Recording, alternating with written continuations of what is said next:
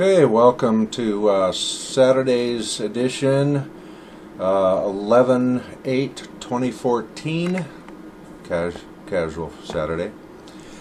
Now that the elections are over, I want to bring back a little focus to why we're not talking more about the issue of fracking. It's becoming extensively spread across the United States. We're going to look here at Oklahoma.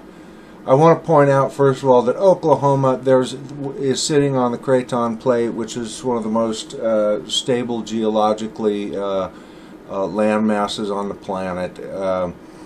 You can see as you get toward the west, the Rockies and all of that has recorded fault lines all over the place. But if you look at where the earthquakes are occurring, even in Colorado and other places, they're not occurring right on the fault lines where you would expect them to be. The one in Colorado we'll get to in a second. In Oklahoma here, you can see, if you zoom down, you can see the fracking pads all over in the area where the earthquakes are happening. The earthquakes are also becoming larger and more widespread. They used to just be all north of Oklahoma City. Now they're spreading way down south from there. Going over to Colorado, we can again zoom down and look at this area of southern Colorado where the quakes are happening. The fracking fields on the top of these mountains, this whole area here is just littered with the damn things.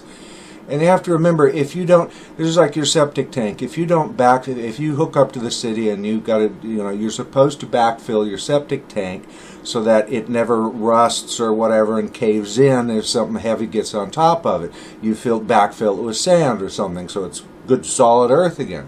Well, they're not doing that here, and you're creating, and even if they left the high pressure water in there, it's going to seep out. I mean, they fracked it. They're fracturing the ground, these big honeycomb chambers underneath the ground.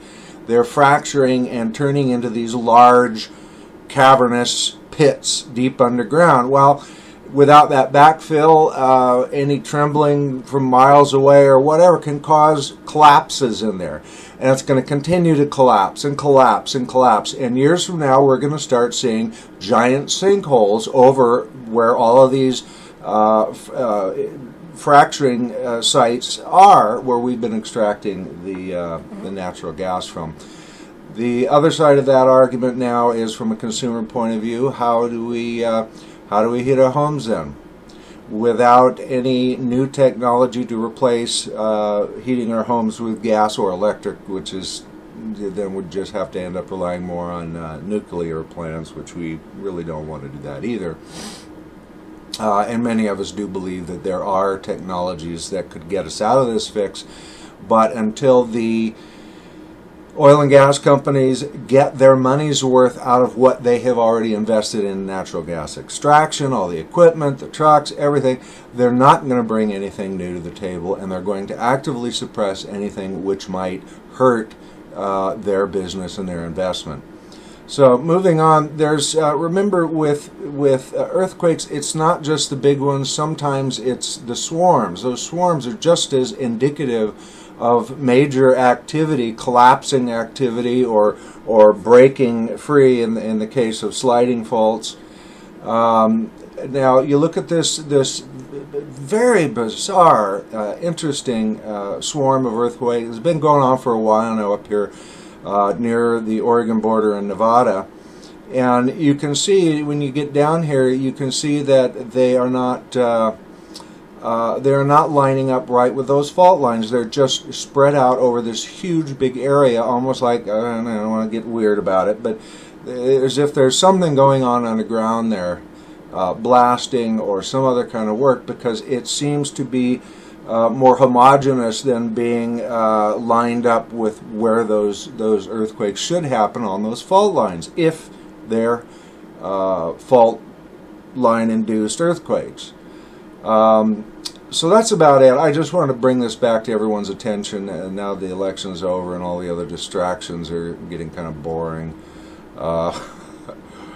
you know, maybe we can get back and really start thinking about how we're going to fix this, because with more conservatives controlling the country, you can bet that fracking is only going to go into high gear. Whatever else they may be doing is going to go into high gear. The pipeline, for example. You know, we got to make it stop. As Jacques Fresco said, "The shit's got to stop." Take care, everyone. Hope you have a good week. See what they doing? People are starving, children are crying, animals are dying, governments are lying to you.